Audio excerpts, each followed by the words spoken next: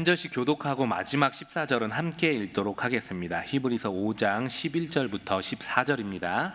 제가 먼저 읽겠습니다.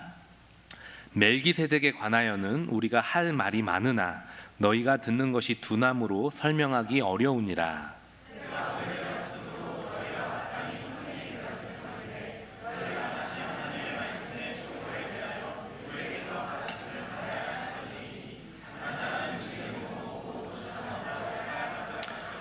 이는 젖을 먹는 자마다 어린아이니 의의 말씀을 경험하지 못한 자요 단단한 음식은 장성한 자의 것이니 그들은 지각을 사용함으로 연단을 받아 선악을 분별하는 자들이니라. 아멘.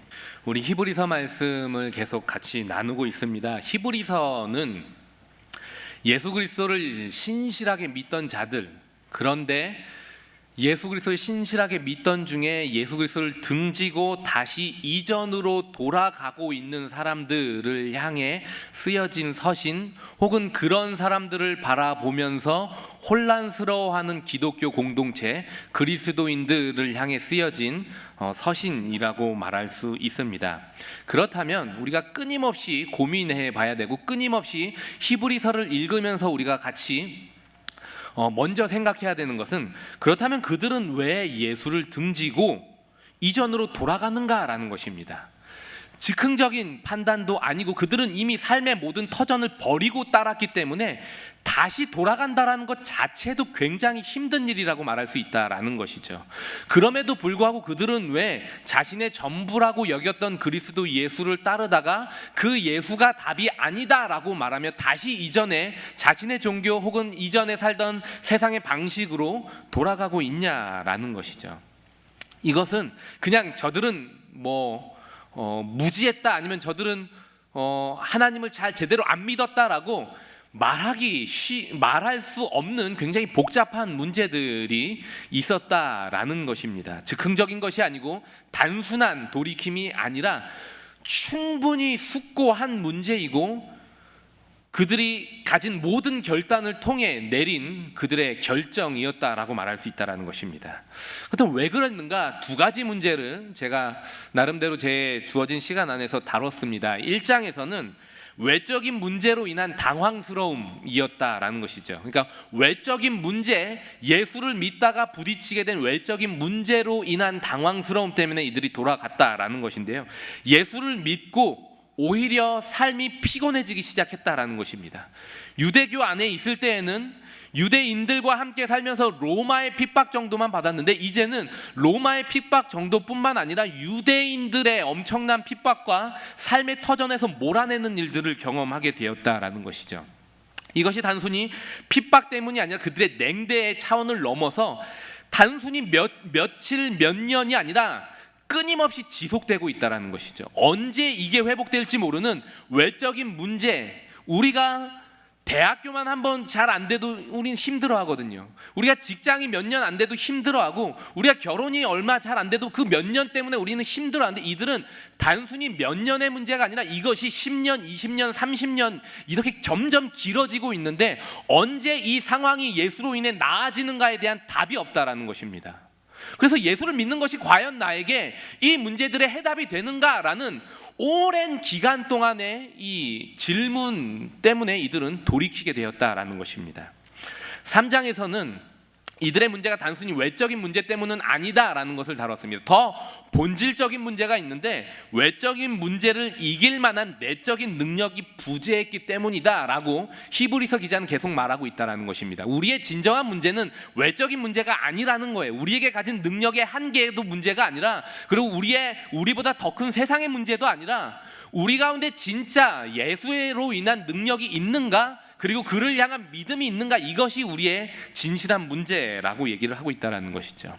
하나님께 설득을 당하고 있는 게 아니라 자신 앞에 가로막고 있는 문제에 설득을 당하다 보니까 우리의 삶께 끊임없이 찾아오셔서 우리의 믿음을 강화시키기 위해, 우리의 믿음을 견고하게 하기 위해 끊임없이 말씀하시는 그 하나님의 말씀에 자신의 내면을 내어드리지 못하는 문제가 그들의 본질적인 문제였다라는 것입니다. 이것이 단순히 히브리서 기자가 쓴 히브리서를 받아든 사람들만의 문제가 아니라 우리 이 자리 가운데 앉아있는 저와 여러분들의 동일한 문제이기 때문에 오늘도 우리는 이 히브리서 말씀을 통해 우리를 들여다봐야 한다는 것이죠. 이 자리 가운데 앉아있는 거의 대부분의 분들은 평소에는 신실합니다. 그리고 누가 봐도 예수를 믿는 사람이라고 말할 수 있고 자기 자신도 내가 예수를 믿는다라고 확신하며 살아간다라는 것이죠. 그런데 우리의 문제는 일상에서가 아니라 일상의 흐름이 깨어질 때, 혹은 그 우리의 삶에 내가 감당하기 어려운 큰 문제가 찾아왔는데 그 문제가 지속되고 해결되어지지 않을 때, 그때 우리는 신실함이 깨어지기 시작한다라는 것이죠. 문제에 직면했을 때, 그리고 그것이 지속되었을 때 과연 저와 여러분들은 누구냐라는 것입니다. 평소에 나로 확인하는 게 아니라, 이것도 참 귀합니다. 평소에 우리가 끊임없이 예수 안에 있다라는 것도 참 귀하지만, 그러나 정말 내가 누군가가 확인되어지는 때는 문제가 직면되었고, 또한 단순히 문제가 해결되어지는 차원이 아니라 해결되어지지 않고 지속되어져 있을 때, 그때에도 나는 그리스도인다운가, 이것이 바로 우리가 직면하게 되는 신앙의 싸움이라는 것입니다. 예수가 문제보다 크시다라는 것을 이 자리 가운데 앉아있는 사람 중에 모르는 사람은 저는 없다라고 생각합니다. 모두가 예수님은, 하나님은 문제보다 크신 분이라는 사실을 우리는 찬양을 통해, 또한 우리의 신앙 고백을 통해 고백한다라는 것이죠.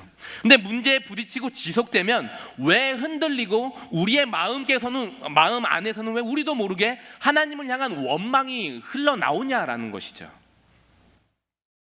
굳건한 믿음이 문제를 이김을 우리가 알고 있습니다. 믿음이 문제를 이긴다는 걸 안다라는 거예요.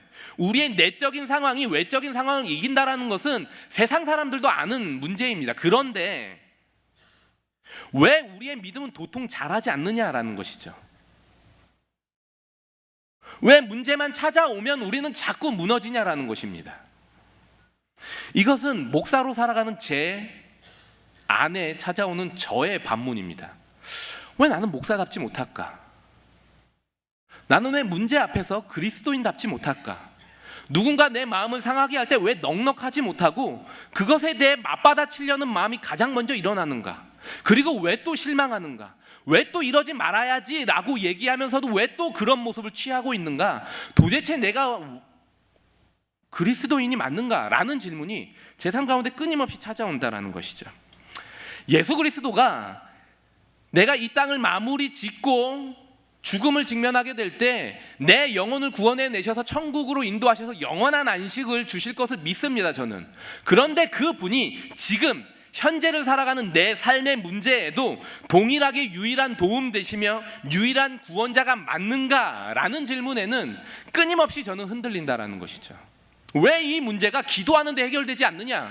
왜 기도하는데 이 문제가 지속되느냐? 그리고 왜 지속되는 문제에 나는 끊임없이 넘어지느냐? 이것이 바로 저의 고민이라는 것입니다. 히브리서는 이와 동일한 삶의 가운데서 다시 혼동 중에 빠지거나 아니면 다시 돌아가는 그리스도인들에게 이렇게 처방을 합니다. 너희의 문제는 예수 그리스도가 대제사장 되심을 기억하지 않고 있기 때문이며 예수가 대제사장이라는 사실을, 그 의미가 무엇인지를 모르고 있기 때문이다 라고 얘기한다는 것이죠. 단순히 믿어라 라고 얘기한다는 게 아니에요. 예수가 누구신지를 모르고 있다는 거예요. 자, 질문 드려볼게요. 자, 이 자리 가운데 계시는 분은 예수님이 우리의 대제사장 되신다라는 사실을 어느 정도는 알고 계실 것입니다. 근데 맞습니까? 자, 여러분들 어느 정도 이제 좀 구약적인 배경, 이 히브리서는 구약적인 배경이 있어야 되는데 구약적인 배경이 있는 분들은 한번 생각해 보십시오. 대제사장은 이스라엘의 12지파 중에 어떤 지파만 될 수가 있죠? 레위 지파만 될 수 있는 거예요. 그리고 레위 지파 중에서 아론의 자손만 될 수가 있습니다. 자, 예수님은 어느 지파의 자손이시죠? 유다 지파의 자손이시라는 거예요. 그럼 예수님이 대제사장이 되실 수 있냐라는 거예요. 되실 수 없다라는 것입니다. 왜 이들이 예수를 믿다가 돌아오게 됐느냐 하면은 유대인들이 끊임없이 이들에게 딴지를 건다라는 거예요. 자, 너희가 예수를 대제사장이라고 믿는데 대제사장일 수 없다라는 거예요. 그 사람은 유다 지파라는 거예요. 그 사람은 레위 지파가 아니라는 것입니다. 그렇기 때문에 그 사람은 너희의 죄 문제를 해결할 수 있는 대제사장이 아니라는 것입니다. 이 문제에 부딪히는 거예요. 맞거든요. 자, 예수 그리스도가 우리의 유일한 메시아가 되시려면 예수 그리스도는요, 하나님께서 구약시대에 말씀하셨던 어떤 진리에서도 벗어나시면 안 된다는 거예요. 그런데 이게 엄청난 큰 문제라는 것이죠. 예수는 레위지파가 아니라는 거예요. 아론의 자손이 아니라는 거예요. 유다지파의 자손이라는 것입니다. 왕이 되실 수는 있어요. 이스라엘을 통치하실 수 있는 왕이 되실 수는 있지만 이분은 대제사장이 되실 수 없다라는 것입니다. 그렇다면 이분은 무슨 문제를 해결할 수 없다라는 거예요? 우리의 죄의 문제를 해결하실 수 없다라는 거예요. 그래서 그렇기 때문에 뭐 하라는 거야? 너희 제사 드리러 돌아오라라는 것입니다. 제사를 통해 죄의 문제만 해결될 수 있는데 너희는 제사를 드리지도 않고 예수에게만 나아가는데 어떻게 죄의 문제가 해결되느냐라고 딴지를 걸고 있다라는 것입니다. 여러분들 여기에 대해 답하실 수 있습니까? 이분은 정말 레위 자손이 아니에요. 유다 지파거든요. 제가 중등부를 맡았을 때 한 친구가 저에게 이런 질문을 했어요. 예수님께서 성령을 통해 잉태되시지 않으셨습니까? 하고 저한테 물어보더라고요. 중학교에 이 친구가 중학교 2학년 때인가 그랬을 거예요. 떡볶이를 제가 사주러 갔는데 떡볶이를 먹다 저한테 이런 질문 하는 거예요. 이런 고급스러운 질문을 떡볶이를 먹다 들을 거란 생각도 못했어요. 성령으로 잉태되지 않으셨습니까? 맞지. 그랬더니 이 친구가 이렇게 얘기하는 거예요. 성령으로 잉태되었다면 유다 지파일 수 없는 거 아닙니까? 그 씨가 유다 지파를 통해서가 아니라 성령의 씨라면 그분은 유다 지파일 수 없는 거 아닙니까? 야, 떡볶이 먹다 체하는 줄 알았어요. 자, 이 친구가 안 믿어지는 이유는 이거예요. 유다 지파가 아니면 메시아일 수 없지 않습니까? 라는 거예요. 똑같은 질문을 히브리인들이 받고 있다라는 것이죠. 자, 이런 질문은요, 단순히 히브리인들에게만 오는 게 아니라 저와 여러분들이 살아가는 일상에도 과연 예수가 답이 맞느냐라는 우리의 믿음을 흔든다라는 것입니다. 그냥 평상시에는 예수가 왕이 맞고 예수가 도움 되시고 우리의 치료자라고 우리는 다 고백해요. 예수 나의 좋은 치료자. 그러고 울잖아요. 그런데 우리가 진짜 실제적인 우리의 삶의 문제에 봉착했을 때는 그게 정말로 내 마음 가운데 믿음으로 작용하냐라는 것입니다. 이게 바로 히브리인들 가운데 봉착한 문제라는 것입니다. 대꾸를 할 수가 없는 거예요. 그리고 이게 대꾸할 수 없는 정도가 아니라 혼란이 찾아오기 시작한다는 것이네요. 정말 레위지파가 아니라면 그럼 이분은 메시아가 아닐 수도 있지 않는가? 그럼 내가 이분을 믿어도 되는 건가? 그럼에도 불구하고 붙들고 있는데 이 혼란 언제 없어질지 모르는데 과연 그래도 내가 이분을 신뢰해도 되는 것인가? 한번 마음이 틀어지기 시작하자 걷잡을 수 없는 수많은 고민들과 수많은 반문들이 밀려 들어오기 시작했다라는 것입니다. 여기에 대해 히브리 기자는 계속해서 끊임없이 말씀을 근거로 이들을 설득하며 다시 한번 말씀의 깊이를 불어넣고 있다라는 것입니다. 오늘 읽지 못했지만 너무 길어서 읽지 못했지만 1절부터 4절은 그분이 어떻게 대제사장일 수밖에 없는가라는 내용을 그들에게 이야기하는데 1절부터 4절은 구약시대의 첫 대제사장인 아론에 대해서 이야기를 하며 그 아론을 따르는 대제사장들에게 하나님께서 어떤 영광을 주셨는가에 대한 기록이 기록되어 있습니다. 자, 이 히브리서는요 좀 어렵기 때문에 좀 설명이 들어갈 수밖에 없어요. 1절 한번 보시죠.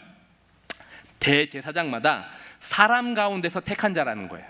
자, 대제사장이 될 수 있는 자격, 조건이 뭐냐면은 사람의 문제를 해결하려면 사람이어야 된다라는 거예요. 이에는 이, 눈에는 눈, 팔에는 팔이라면 사람이 죄를 졌다면 사람이 그 문제를 해결하기 위해 나와야 되기 때문에 하나님께서 사람을 택하셨다라는 것입니다. 그런데 이 사람에게 문제가 있어요. 2절, 그가 무식하고 미혹된 자를 능히 용납할 수 있는 것은 자기도 연약함에 휩싸여 있습니다. 대제사장이 이 아론이 그리고 아론 이후의 대제사장들이 죄가 없기 때문에 대제사장이 된 게 아니라 그들도 똑같은 죄의 문제를 가지고 있고 무식하고 미혹된 자지만 이 연약함 가운데 휩싸여 있지만 하나님께서 그들을 택하여서 부르셨다라는 것입니다.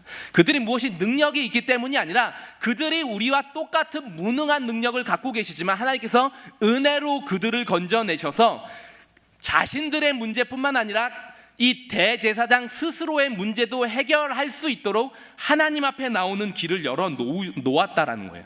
근데 이 대제사장이 하는 역할이 뭐냐면, 구약시대의 대제사장 아론 그리고 그 이후의 대제사장들은 자신에게 오는 사람의 문제뿐만 아니라 자신의 문제도 해결할 능력이 없어요. 능력이 있어서 대제사장이 된 게 아니라 아무 능력이 없고 무지한 상태 가운데 있다라는 것입니다. 그러나 이들에게 있는 영광은 뭐냐면은 해결하는 능력이 아니라 해결하실 수 있는 전능한 하나님께로 인도하는 자라는 것입니다. 그렇기 때문에 이들에게 어느 정도의 영광과 존귀가 있다라고 얘기를 하는데, 이것은 유대교에서 말하는 히브리 사람들이 말하는 대제사장의 영광스러움이고, 예수 그리스도는 이런 영광과 비교할 수 없을 만큼 엄청난 존귀와 영광을 가지고 계시다라고 비교를 하고 있다라는 것입니다. 왜 돌아갈 수 없는가? 왜 돌아가선 안 되는가? 돌아가서 대제사장들에게 가서 무지하고 무능한 자들 가운데 가지 말고 이 비교할 수 없는 예수 그리스도의 영광을 보고 누리라고 얘기를 하고 있다는 것이죠. 그것이 바로 5절부터 10절까지 말씀이라는 거예요. 자, 5절 한번 보시죠. 이와 같이 그리스도께서 대제사장이 되셨는데 이분도 스스로 영광을 취하지 않으셨어요. 자, 구약시대의 대제사장이 가져야 되는 조건은 두 가지예요. 하나는 뭐냐면 사람이어야 된다라는 거고요. 또 하나는 그는 연약하다라는 거예요. 이게 그가 갖고 있는 조건인데 예수는 다르다라는 거예요. 5절은 이렇게 말하는 거예요. 그는 사람이 아니라 하나님의 아들이시다라는 거예요. 다르다라는 것입니다. 사람 중에서 선택을 받은 게 아니라 하나님의 아들로서 대제사장의 직분을 취하시기 때문에 이분은 연약할 수 없고 우리의 문제를 해결하는데 무능하거나 무지하실 수 없으며 우리의 모든 문제를 해결하실 수 있는 유일한 분이라고 얘기를 하고 있다는 것이죠. 단순히 인도하는 분 정도가 아니라, 하나님께로 인도하는 분 정도가 아니라 하나님의 능력과 안식이 우리 가운데 임하게 하시는 분이라고 지금 히브리서 기자는 얘기하고 있다는 것입니다. 그런데 문제는 뭐냐면은 이 분이 하나님의 아들로서 대제사장이 될 수 있냐라는 것입니다. 그것을 6절에서 이렇게 말합니다. 또한 이와 같이 다른 데서 말씀하시되 내가 영원히 멜기세덱의 반차를 따르는 제사장이라는 것입니다. 아론을 따르는, 아론의 대를 따라서 대제사장이 된 분이 아니라 아론 전에, 모세 전에 아브람, 이 모세와 아론의 아버지인 이 훨씬 이 선조인 이스라엘, 그 전에 이삭 전에 아브람, 이 아브람 시대 때 하나님께서 세우셨던 대제사장의 반차를 따른다라는 거예요. 점점 설명할수록 어려워지는데, 자, 일단 들어놓으세요. 예. 이게 7장에서 또 나와서 저는 아주 골치가 아파 죽겠어요. 이걸 또 설명을 해야 돼서. 근데 이게 굉장히 중요하다라는 거예요. 아론 정도가 아니라 훨씬 400년 전에 하나님께서 만나게 하셨던 그 사람의 반차를 따르기 때문에 이 분은 대제사장일 수 있고, 근데 이게 왜 중요하냐면은 아론과 아론을 따르는 대제사장들이 하는 문제는 뭐냐면은 죄의 문제만 해결하는 거예요. 그래서 그들을 의롭게 만드는 게 아니에요. 죄인이었던 자들을 죄가 없는 상태로까지만 만들 수 있는 능력의 한계를 갖고 있다는 것이죠.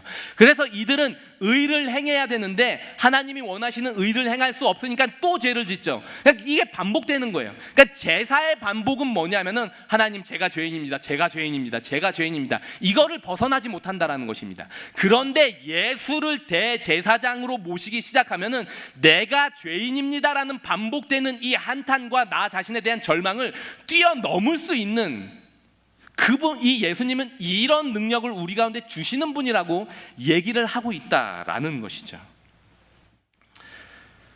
구약의 아론과 같이 외적인 문제, 내적인 문제를 해결하지 못하는 연약한 이가 아니라 죄의 문제를 넘어서 의로움, 더 나아가서 승리, 하나님께서 약속하신 복을 누리게 하는 멜기세덱을 따르는 대제사장이라는 것입니다. 이것은 제가 7장 가서 한 번 더 조금 더 설명을 좀 드리도록 하겠습니다. 다시 말하면 유대교 구약의 대제사장들과 차원이 다른, 그들의 신앙의 삶과 차원이 다른 신앙의 삶의 차원이 그리스도 예수를 믿는 사람들에게 주어진다라고 얘기를 하는데, 11절, 자 5장 11절 한번 보시죠. 이 얘기를 하다가 이런 얘기가 나오는 거예요. 멜기세덱에 관하여는 우리가 할 말이 많으나 너희가 듣는 것이 두나무로 설명하기 어렵다라고 얘기를 하는 거예요. 지금 제 답답한 마음을 갖고 있는 거야. 멜기세덱을 설명하려고 하는데 이게 너무 장황해지기 시작하는 거예요. 근데 이거는요, 제 답답함은요, 제 자신을 향한 답답함이었어요. 저는요, 제가 예수님을 대제사장이라고 생각할 때 예수님은 그냥 대제사장이시지 레위 지파를 따른 이렇게 생각을 했는데, 이 히브리서를 설교를 하다 보니까 이게 단순히 레위 지파를 따르는 대제사장과는 차원이 다른 분이구나라는 거를 제가 이제야 깨달았어요. 히브리서 말씀은 이전부터 읽었고 5장에 무슨 내용이 있고 멜기세덱이 있는 건 이전부터 이미 알고 있었는데 이게 무슨 의미인가 전혀 몰랐어요, 제가. 그런데 이 말씀을 보다 보니까 예수가 이 정도 분이 아니구나라는 이 말씀에 대한 깊이가 저에게 생겨나기 시작했다라는 것입니다. 근데 문제는 뭐냐면 이들이 왜 히브리서 말씀을 받는 이들이 왜 넘어갔느냐, 왜 다시 돌아갔느냐, 예수 그리스도가 멜기세덱을 따르는 제사장, 대제사장이라는 사실을 묵인하게 되자 그 틈을 끊임없이 파고들어서 그들을 어디로 끌고 갔다라는 거예요? 세상으로, 혹은 예수를 믿지 않는 이전의 삶으로 끌고 가서 그들로 하여금 안식을 누리지 못하는 가난한 삶에 빠지도록 유혹하고 시험하게 되었다라는 것입니다. 다시 말하면 11절에서 말하는 건 예수가 현실에 아무 해답이 되지 않는 게 아니라는 거예요. 예수가 해답이 되지 않는 게 아니라 예수를 현실 가운데서 일하시지 못하게 만드는 그분의 능력을 제한하는 우리의 무지가 문제라는 것입니다. 그분의 능력의 한계가 아니라 그분이 일하실 수 있게 만들어 놓지 못하는 우리의 문제라는 거예요. 자, 12절 이걸 이렇게 예를 듭니다. 때가 오래되었는데 너희가 선생이 되었을 터인데 너희가 다시 하나님의 말씀에 초보에 대하여 가르침을 받아야 할 처지에 놓여졌다라는 것입니다. 10년, 20년, 30년이 지났는데 여전히 그리스도인들이 죄를 넘어 의를 이루는 이 삶에 대해 무지하다라는 거예요. 의의 말씀에 대해 익숙하지 않다라는 것입니다. 우리식으로 연결시키면 이런 거예요.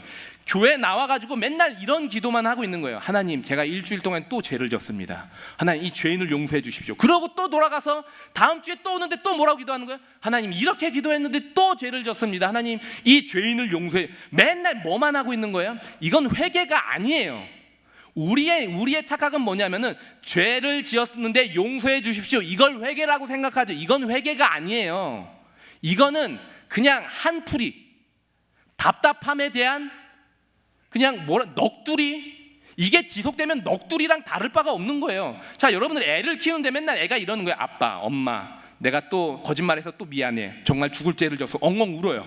다음 주에 또 엄마, 내가 또 거짓말을 지어서 죄송해. 이거를 10년, 20년째 하고 있는 거예요. 그럼 이 아이가 뉘우치고 있는 거예요? 안 뉘우치고 있는 거예요? 뉘우치지 않았다라고 하긴 좀 애매하지만 뉘우쳤다라고 말하기도 애매모호한 상태라는 거예요. 우리의 신앙이 이렇다라는 것입니다. 끊임없이 잘못했습니다, 뭐 하고만 있는 거예요? 구약시대의 대제사장 정도로만 예수를 여기고 있고 하나님을 그 정도로만 여기고 있다라는 거예요. 그래서 우리의 삶 가운데 뭐가 없다라는 거예요. 13절, 의의 말씀을 경험하지 못한다라는 거예요.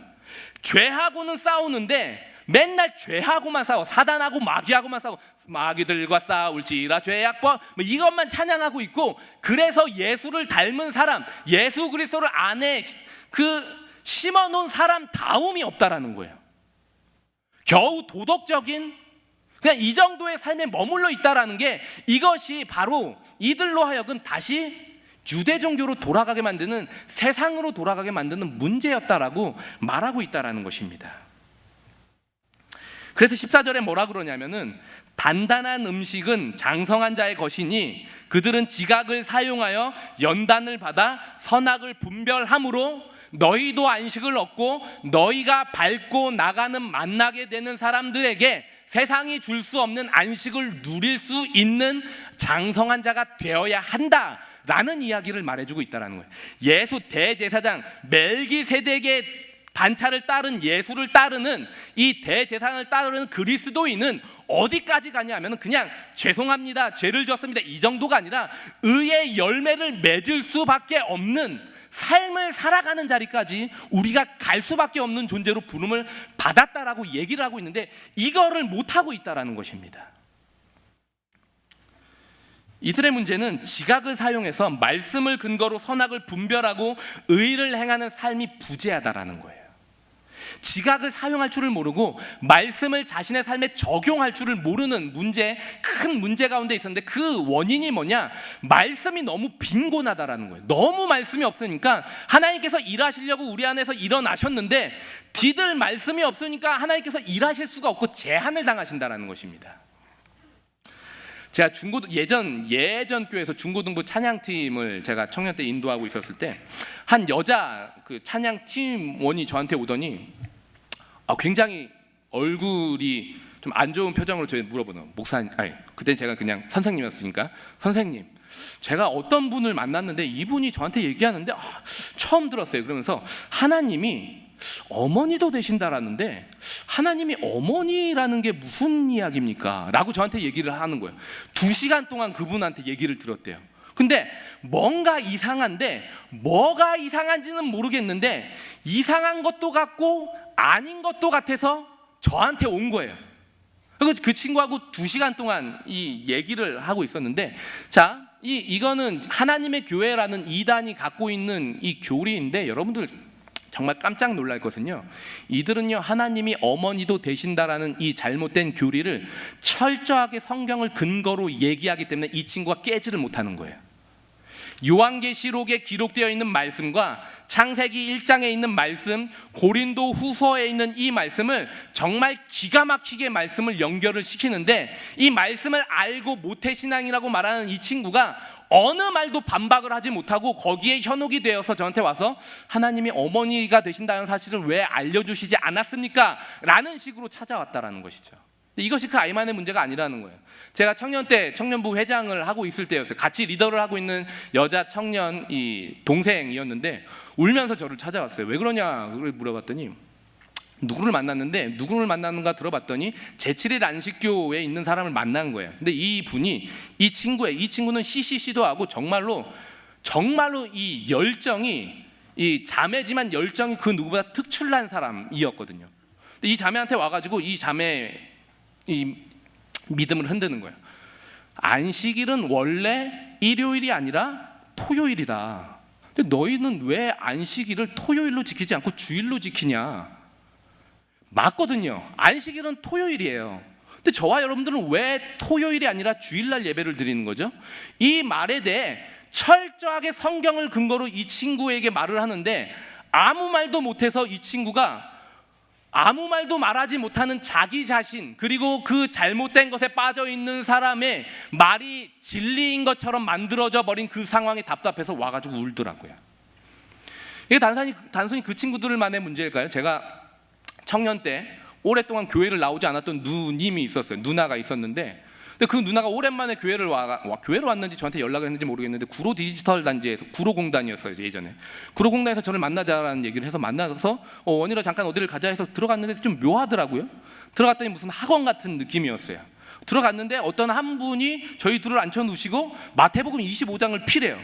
마태복음 25장을 폈어요. 거기에 이제 등불 비유가 나옵니다. 그러면서 10처녀가 있는데 5처녀는 기름을 준비했고 5처녀는 기름을 준비하지 못해서 5처녀는 이를 갈며 쫓겨나고 5처녀는 그 집에 들어갔는데, 원일씨 당신은 기름을 준비했습니까? 라고 물어보는 거예요.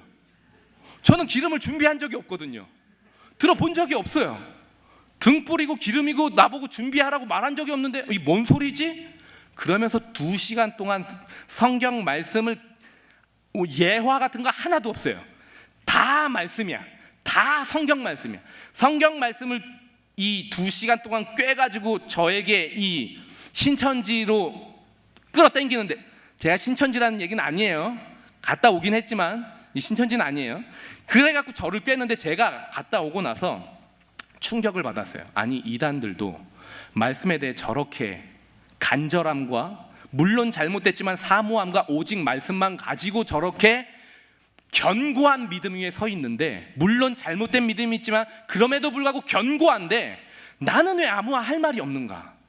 이게 엄청난 충격으로 다가왔어요. 제 인생에 있어서 4번의 큰 충격이 있었는데 그 한 번이 이 신천지의 앞에서 아무 말도 못했던 제 한탄스러움과, 두 번째는 건국대학교에 갔는데 한 친구가 로마서를, 저는 예수를 믿는다라고 말하는데도 끊임없이 저를 전도하는데 로마서를 1장부터 16장까지 꿰뚫는데 아무 말도 못했어요. 40분 동안. 와, 진짜 답답하더라고요. 내가 이거밖에 안 되는가? 우리의 문제는 뭐냐라는 것이, 우리의 문제는 예수가 능력이 없는 게 아니라 너무 빈곤해요, 말씀이. 우리는 말씀을 안다라고 착각하죠. 그러나 우리는 너무 모른다라는 거예요. 그런데 우리는 괜찮다라고 생각한다라는 것입니다. 이것이 평소엔 문제가 안 돼요. 누군가가 와가지고 왜 성탄절날 너희는 성탄절이 어디 있냐, 어디에 있어갖고 너희는 성탄절에 그렇게 성탄절, 이런 식으로 이단이 와서 꿰기 시작하면 무슨 이 교회는 이상한 막 절기가 들어와서 막 사단에 이런 식으로 우리가 그러면서 점점 잘못된 신앙 가운데로 빠져들게 된다라는 것입니다. 말씀의 빈곤은요, 가난한 신앙으로만 살아가게 만든다라는 거예요. 그런데 이것이, 말씀의 빈곤이 가난한 신앙 안에서 그냥 겨우 연명하며, 목숨 하나 연명하며 겨우 천국 들어가는 정도만 만드는 게 아니라 절묘한 순간에 우리로 하여금 신앙의 변질로 끌고 간다라는 거예요. 이 상황이 지속되면 저와 여러분들이 확신하고 있었던 그 확신이 어떤 확신으로 바뀌게 되냐면, 예수는 그리스도일 수 없다라는 확신으로 뒤바뀌는 찰나가 반드시 우리 가운데 올 수 있다라는 것입니다. 마이클 샌델이라는 하버드 대학 교수분이 계십니다. 이 정의란 무엇인가라는 책을 쓰신 분인데, 이 책이 2012년에 완벽에 대한 반론이라는 책을 썼어요. 이 책이 참 얇아요. 얇고 그렇게 어렵지 않기 때문에 시간 되시면 보시면 참 좋을 것 같은데, 이분이 지금 우리가 살아가는 시대를 생명공학의 시대라고 얘기합니다. 4차 산업 혁명 이렇게 얘기하지만 생명공학의 시대라는 거예요. 그래서 생명공학의 시대에 우리는 어떤 태도를 과연 취해야 하는가에 대한 반문을 갖게 하는 책입니다. 예를 들면 이런 거예요. 예전에 우리가 박태환 수영 선수의 금지 약물 복용 때문에 큰 비난과 이런 말들이 있었는데요. 이 근육 강화제는요, 근육을 다쳐가지고 쓸 수 없는 사람들을 위해 사용하는 치료제라는 것이죠. 근육 강화제를 다친 사람에게 치료하는 거에 대해 우리는 윤리적으로 도덕적으로 잘못됐다라고 생각하지 않습니다. 그런데 이것을 치료의 목적이 아니라 운동선수가 자신의 능력을 극대화하고 강화하기 위해 쓸 때는 우리는 윤리적 도덕적으로 비난한다라는 것이죠. 이분은 이렇게 질문 던지고, 왜 그게 잘못됐냐라는 거예요. 왜 그것에 대해 우리는 마음을 불편해하냐라는 거예요. 치료에 대해 이거를 써도 됐느냐 말아야 되느냐 이런 문제가 아니라, 왜 치료에 대해서는 우리는 관대하면서 왜 이것이 치료가 아니라 강화를 시키려고 하는 목적을 위해 쓸 때는 그것이 우리의 마음에 도덕적인 불편함을 일으키냐라는 반문을 던진다라는 것이죠. 인지력 강화제라는 치료제가 있습니다. 이것은요, 치매, 알츠하이머 때문에 이 기억력을 잃고 있는 분들에게 그 기억력이 소실되는 것을 막기 위해 투여되는 치료제거든요. 근데 이것을 치매를 앓고 있는 분들에게는 치료하는 것을 치료제라고 얘기하는데, 이것을 이 시험을 앞둔 사람들이 자신의 기억력을 모으기 위해, 자신이 지금까지 공부했던 걸 잃어버리지 않기 위해 복용하는 데는 금지되어져 있다는 것이죠. 만약에 이게 지금 대학생들에게 적용이 된다면, 하루에 그냥 벼락치기 막 한 다음에 이 치료제를 복용하고 딱 모아두면은 시험장가 가가지고 기억이 남아있는 거예요. 얼마나 도움이 되겠어요. 근데 이게 복용이 금지되어져 있다는 것입니다. 왜? 치료하는 사람에게는 쓰면서 왜 이 자신의 기억력을 강화시키기 위한 학생들에게는 복용할 수 없도록 금지시켜 놨냐라는 것이죠. 마찬가지입니다. 기독교 안에서 여러 가지 논란이 되는 것 중에 하나가 성형수술을 해도 되냐 안 되냐라는 거예요. 왜 성형수술을 치료에는 사용하는 것을 우리의 마음은 불편해하지 않으면서 그것을 우리의 외모를 강화시키는 데는 왜 우리는 불편해하면서 왜 이 성경을 들이면서 그리스도인들이 했으니까 안 된다라고 왜 우리는 비난하고 정죄하냐라는 것이죠. 왜 치료에 대해서는 우리가 관대하면서 왜 강화에 대해서는 우리의 윤리가 불편함을 느끼냐라는 것입니다. 여기에 대한 고민할 수 있는 것들을 던지는데, 여기서 이 마이클 샌델이 이런 단어를 써요. 강화의 윤리학.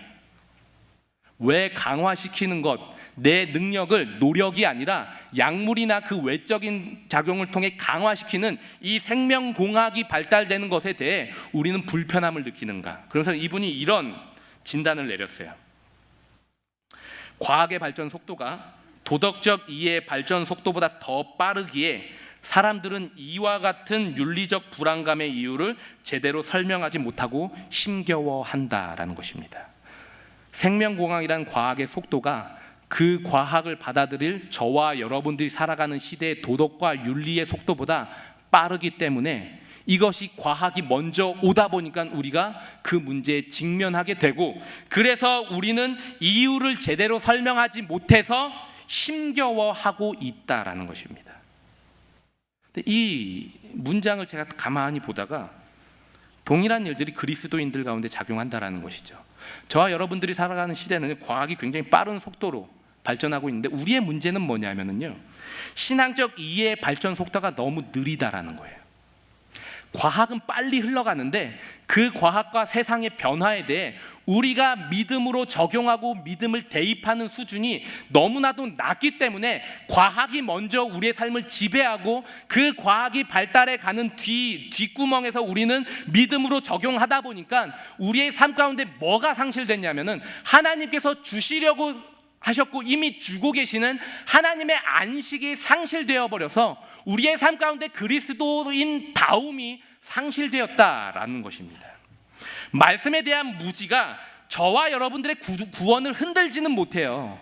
저와 여러분들이 말씀에 대해 풍성하지 못하다고 해서 저와 여러분들이 지옥 가는 건 아닙니다. 그러나 지옥 가지 않기 위해 우리는 예수를 믿는 겨우 그런 자들이 아니라는 거예요. 우리는 죄를 짓지 않기 위해 예수를 믿는 정도의 사람이 아니라 이 과학이 빠르게 흘러가서 그래서 윤리적으로도 도덕적으로도 어느 무엇으로도 대답을 만들어내지 못해서 그 삶 가운데서 힘겨워하고 있는 그들 가운데 하나님의 안식을 전달하기 위해 살아가야 되는 존재인데, 우리도 안식을 누리지 못하고 우리와 직면해 가는 사람들도 안식을 누리지 못하게 만들어서 예수 믿어서 무슨 도움이 있느냐라는 반문을 듣고 있다는 것입니다. 여러분들이 예수를 믿어서, 저와 여러분들이 예수를 믿어서, 그래서 저와 여러분들이 함께 만나는 학교 친구들, 그래서 저와 여러분들이 만나는 직장 동료들, 저와 여러분들과 함께 살아가는 예수를 믿지 않는 분들 가운데, 가족분들 가운데 하나님의 안식을 주고 있냐라는 거예요. 아니면 그냥 비난에 대해 그냥 입만 다물고 있는 벙어리가 되고 있냐라는 것입니다. 말씀에 대한 견고함이 흔들리지 않는 안식을 누리게 하는 하나님의 방편이라는 사실을 꼭 기억하셨으면 좋겠습니다. 그리스도인다운 분들, 여러분들 그리스도인다운 사람들이 누구라고 생각합니까? 예전에는요, 한 80년대 90년대에는요 간증거리가 있는 분들, 기적을 경험한 분들, 천국을 갔다 와본 정도 되는 분들, 이런 분들이 그리스도인다운 믿음이 신실한 분이라고 생각하고요. 또 어떤 교파에서는 어떤 특별한 성령의 은사들 같은 것들이 있는 사람들이, 신비한 체험을 경험한 사람들이 그리스도인답다라고 생각을 했던 적이 있습니다. 근데 성경은요, 그리고 히브리서 기자는요, 어떤 특별한 경험에 대해 전혀 말하고 있지 않아요. 그러지 않고 이 흔들리고 있는 사람들 가운데 성령의 특별한 경험을 해라 라고 말하지 않고 끊임없이 예수가 누구냐라고 말씀을 근거로 이들 가운데 예수의 영광스러움을 계속해서 얘기해 주면서 그들로 하여금 말씀의 견고함, 말씀의 풍성함 가운데로 인도하고 있다라는 것입니다. 누가 뭐라고 해도 하나님의 말씀을 근거로 해서 예수를 떠나지 않는 사람이 그리스도인다운 사람이라는 거예요. 이번 주에 제 딸이 저한테 이런 말을 했어요. 제 딸이 아이스크림을 좋아하는데 갑자기 놀고 있는데 저한테 오더니, 아빠가 아이스크림을 주지 않아도 나는 아빠를 사랑해. 갑자기 뜬금없이 아이스크림을 그날 아침에 사줬어요. 제가 쌍쌍바를 사주고 2+1이어서 무려 3개를 사고 넣어놨거든요. 아이스크림을 안 줘도 나는 아빠를 사랑해, 그러는 거예요. 그 말을 듣는 순간 얘가 컸구나. 아이스크림을 가지고 아이스크림이라는 특별한 무엇을 얻어야 아빠는 나를 사랑하고 없으면 나를 사랑하지 않는 분이라고 생각하는 게 아니라, 아빠는 늘 항상 나를 웃어주고 내가 뭐 해달라고 하고 그렇기 때문에 아빠는 그냥 사랑하는 분, 아빠는 아빠야 라는 인식이 이제 어떤 매개체가 없이도 가져가기 시작했다는 것입니다. 물론 그리고 나서 아빠 비행기 태워줘 라는 말은 했어요. 그러나 이 아이가 그래도 아이스크림보다는 아빠를 좋아하는 단계로 컸다라는 것이죠. 우리가 세상 가운데 넘어지지 않는 정도는요, 이렇게 점점 크는 것이고요. 우리가 말씀에 대해 빈곤하지만 하나님은 우리 가운데서 무슨 일을 하시냐면은 말씀의 풍성함을 만들어내서 그냥 아이스크림 정도로 비교하는 정도, 세상에 무엇을 주고 직책을 주고 돈을 주고 어떤 안정한 가정을 주고 이런 정도로 하나님이 나를 사랑하신다 정도로 기억하고, 예수가 이런 분이기 때문에 나에게 도움이 된다라고 말하는 그런 저급한 신앙을 원하지 않는다라는 거예요. 자, 여러분들 수많은 문제가 봉착할 때 기독교는 이렇게 말할 게 없어요. 예수가 도우실 것입니다. 기도하십시오. 너무 가난하지 않습니까? 너무 가난하다라는 거야. 하나님께서 안 도우시는데 그럼 뭐예요? 그럼 나는 하나님이 안 돕고 계시는 사람이냐라는, 겨우 이 정도밖에 말할 게 없는 존재라면 우리는 가난한 신앙 가운데 있다라는 것입니다. 하나님께서 안 도우실 수 있고요, 안 도우시는 가운데 하나님께서 하고 계시는 더 큰 일이 있는데 그것이 뭔지를 어떻게 하느냐, 기적을 통해 알 수 없다라는 거예요. 아픈 것이 낫는 건, 내 상황이 갑자기 어느 순간 나아지는 이런 것으로 우리가 알아지는 게 아니라 하나님께서 끊임없이 우리 가운데 말씀하시며 예수가 나를 위해 무슨 일을 하고 계시는가, 그 일을 이루시기 위해 예수가 어떤 모습으로 이 땅에 오셨는가를 끊임없이 알아갈 때 우리는 문제가 해결되지 않아도 그 문제가 더 큰 문제가 또 찾아와도 흔들리지 않고 예수는 예수다라고 말할 수 있으며, 예수는 내 삶 가운데 충분하다라고 말할 수 있는 그리스도 예수를 믿는 자다운 삶을 살 수 있다라는 것입니다. 그럴 수 있는 은혜가 저와 여러분들 가운데 있기를 간절히 소망합니다. 어떤 분들은 이렇게 얘기해요. 설교 들어봤자 무슨 소용 있냐, GBS 해봤자 무슨 소용 있냐. 아무 소용 없어요. 여러분들, 저는 소용 있으라고 GBS 하라는 거 아니고 설교 소용 있으라고 들으라는 게 아니에요. 설교와 GBS는요, 우리로 하여금 말씀의 깊이를 깊어지게 만드는 거예요. 깊어지지 않잖아요. 오늘보다 더 깊어지지 않잖아요. 그럼 우리는요, 그것이 오히려 우리를 넘어뜨리는 장애물이 될 수 있다는 것입니다. 더 깊어지기 위해 그 말씀 안에서 살아가는 자, 이들이 진짜 안식을 누릴 수 있다는 것입니다. 견고한 말씀, 풍성한 말씀을 위해 예수가 오늘도 저와 여러분들을 위해 일하십니다. 그래서 예수는 능력이라고 말하지 않고, 요한 사도는 우리에게 예수는 말씀이다라고 얘기하며, 예수는 마귀를 쫓아내실 때 내가 하나님의 능력으로 말하노니가 아니라 내가 살아계시는 하나님의 말씀으로 이겨냈다라는 것입니다. 살아있는 말씀이 저와 여러분들 안에 일하시게 하는 은혜가 날마다 있게 되기를 간절히 소망합니다. 예수의 승리와 안식이 내 안에서 제한되어지지 않도록 말씀의 초보에서 한 걸음 한 걸음 한 걸음 나아오십시오. 그것이 설교이고, 그것이 예배이고, 그것이 GBS일 수 있고요, 그것이 여러분들이 나누는 일상의 대화의 자리일 수도 있고요. 하나님은 그 일을 만드시기 위해 일주일의 삶 가운데 여러분들의 삶에 찾아오실 것입니다. 마이클 샌델이 말했던 이 혼란스러운 문제에 대한 답은 예수를 알고 하나님을 아는 사람에겐 가지고 있다라는 것입니다. 그래서 우리 안에 있는 명확한 해답을 그들 가운데 제시할 뿐만 아니라, 우리도 그 모호에서 흔들렸던 그 두려움에서 벗어나 명확한 답을 아는 자다운 안식을 누리고, 우리 가운데 앞에서 자신의 삶을 강화시켜야 된다라는 두려움 가운데 흔들리고 있는 사람들을 하나님의 안식으로 불러 들어오는 복된 삶을 저와 여러분들이 누릴 수 있는 진짜 말씀의 사람들, 예수의 사람들, 그리스도인 다움 누릴 수 있는 은혜가 저와 여러분들 가운데 있기를 소망합니다.